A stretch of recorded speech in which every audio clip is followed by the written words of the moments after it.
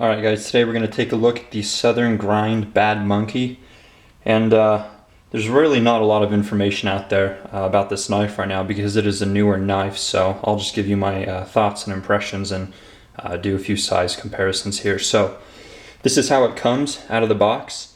It comes with this koozie, a keychain, a paracord, and then there's the actual knife there. So most people probably aren't interested in these features, and I actually contacted them and asked if if they would decrease the price if I opted not to receive these items, and they basically said that these items come for free while they're available, and at some point you're just going to be paying the same price for the knife, but you won't receive these additional products.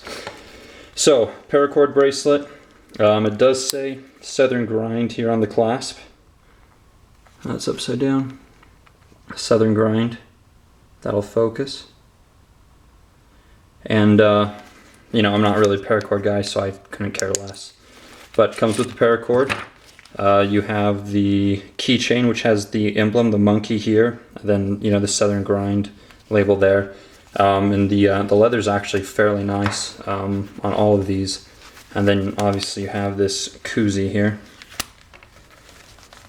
for, I guess, keeping cans cold. Got a tree or some sort of logo down here, Southern Grind USA, and then again the monkey right there. Anyhow, here's the actual knife.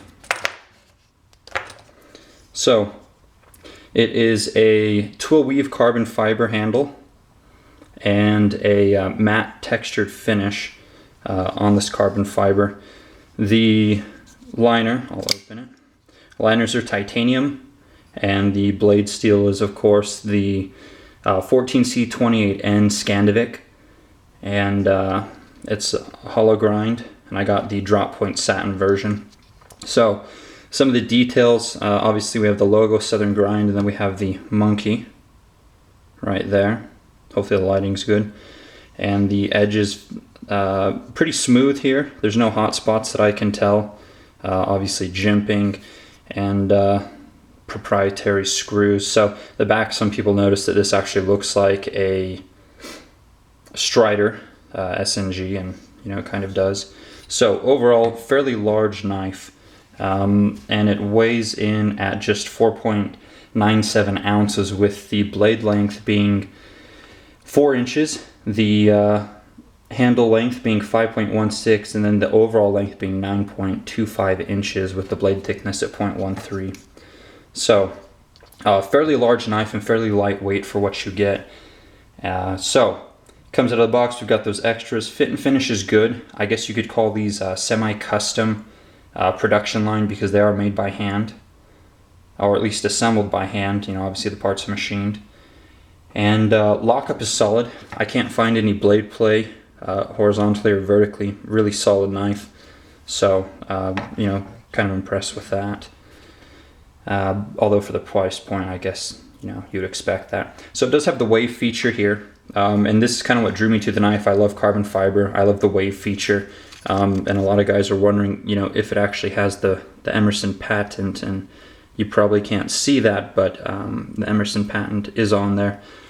I'm not going to read off the patent number, but this is licensed by Emerson to use the wave feature. The wave feature is identical to the Emersons that I've seen. So one thing to note though, on my Spyderco here, Endura 4, the wave feature is actually much larger, and I prefer this larger size. But if you're an Emerson fan and you like that size, then you'll be pretty happy with it. But I do find that this one catches on my pocket much better, and I get better deployments, where at this one I really have to jam it into the side of my pocket in order for that to deploy the knife as I want it to deploy. So while I've got it out, here's a quick size comparison between the two.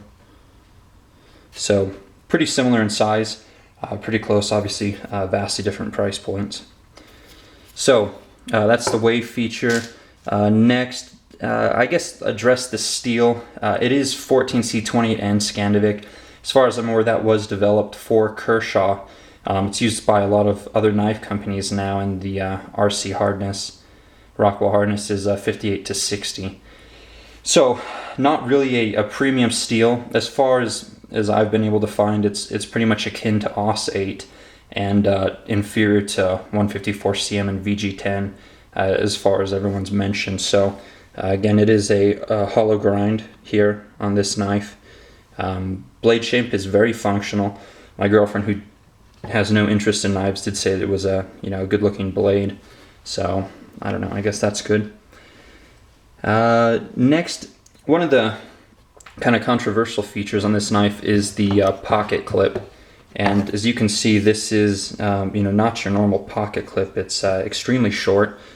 We'll compare it to another carbon fiber type knife, but the Gale Bradley here, and you can see the difference in size between the pocket clips there. It's about half as long. And I guess one of the benefits of the pocket clip on this knife is being that it's very discreet. It's black, it's very short. If you have a lot of people that are afraid of knives, or a lot of sheeple, I guess you could say, then this might be a benefit. However, the problems that you run into with this knife is essentially you have this much space on your pocket. Oh, there's the gap there too. Not too impressed with that. I may have to bend it at some point, especially considering how short this is. But again, if we compare it to the Gale Bradley, in the length difference, basically with this type of clip, you have to get to about here before you lose contact with your pocket. Let's say it grabs your wallet, grabs something else, gets pushed out. You've probably got about 2 inches there to go before it gets pushed out of your pocket and you might lose it.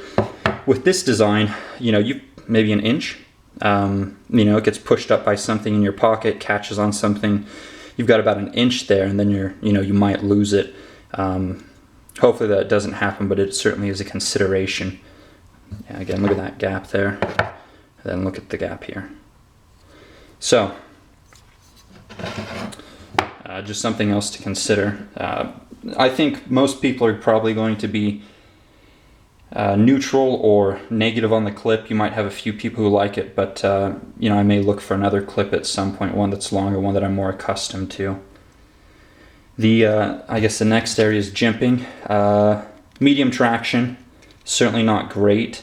You dig in real deep, it gives you something to hang on to, but other than that, I'd call it medium. So now, when I was researching this knife, I talked to a couple guys, and their biggest complaint about it, they all agreed fit finish was great, but they said that the detent was rather weak on the knife. And when you couple that with an Emerson wave, you could run into a problem. Accidentally being deployed, catching your keys, something like that. So I actually called over, or I emailed Southern Grind, and I said, hey, interested in the knife, I've heard about problems with the detent. Would you make sure to pick one out that has a strong detent? And they said, yeah, we've gotten some customer feedback, and a lot of people have mentioned that the detent is weak. So on our second production run, we've actually strengthened the detent, and I find the detent to be acceptable. No problems here. Nice and solid.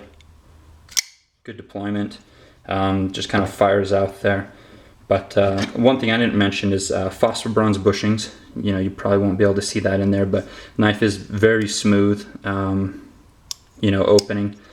So that's good. But anyhow, if you are interested in this knife and you are concerned about the detent, when you order from Southern Grind, make sure you specify that you want the second run or stronger detent. Another area is the proprietary screws.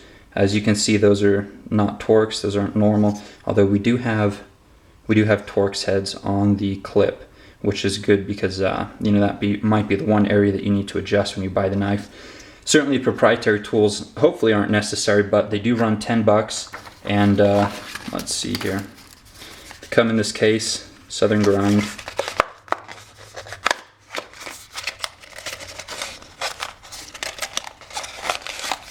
And here we are, the proprietary tools. So hopefully I won't need them, but I bought them anyway. For $10, it's always nice to be prepared. And yeah, proprietary screws, we'll just leave it at that.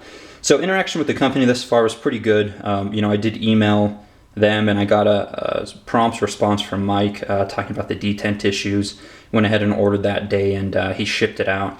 Now, one thing that did suck was they ship UPS ground, and so it took 7 business days and you know, about 14 days, including weekends, to actually get the knife. So you know, when you're purchasing a semi-custom production knife and you're paying you know, this much money for it, you hope that they'll ship it a bit faster. So I was a little disappointed with shipping. Hopefully they'll choose a better option. I mean, along with that. Now, price point on the knife, it does come in at about $170 for this version. It goes up to $200 for the coated, you know, Tonto versions or serrations or so forth. You know, even up past $200. The knife does come with a limited lifetime warranty. Now I didn't ask about, you know, if they'll pay for shipping or things like that, but limited lifetime warranty, as long as you don't abuse the knife, you know, they'll take care of you, they said. So that's probably what you're paying for, because the steel's certainly not it. But anyways, good knife, pretty pleased with it. Here's a few size comparisons. Spyderco Navaja, also a carbon fiber handle. However, this is S30V steel, and you know, it is coming in cheaper, about 140 bucks. I've already mentioned the Gale Bradley, again carbon fiber, and this has, of course, the CPM M4 steel, which is pretty tough stuff. Another size comparison, I guess, would be the Zero Tolerance 560, and it's pretty close to this size here. So you know, obviously the width-wise, there's a little bit of a difference, but I guess weight and feel and size pretty similar. So a few considerations are that, one, if you do, you know, purchase this knife and you get all these nice leather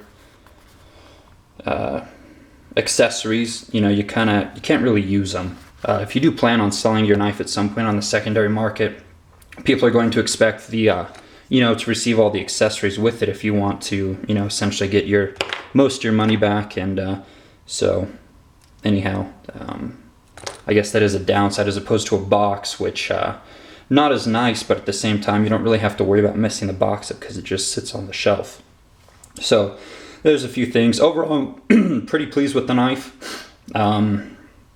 It's not my favorite, but I like it. It's solid, it's smooth, it's lightweight. You get a lot of blade for the weight there.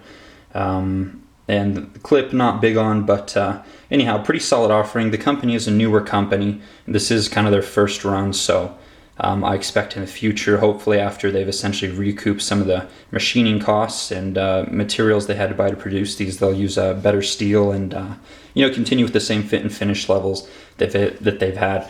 One other thing I forgot to mention is that they are titanium liners, and I don't think that these are carbidized where it comes into contact with the steel, so we'll just have to see how that holds up to regular use in the future. But anyhow, I guess that's about it. We're running at 13 minutes here, so if you have any questions, leave it in the comments. I'm sure other guys who have the knife will chime in, and you know, I'll try to respond as I can. So thanks.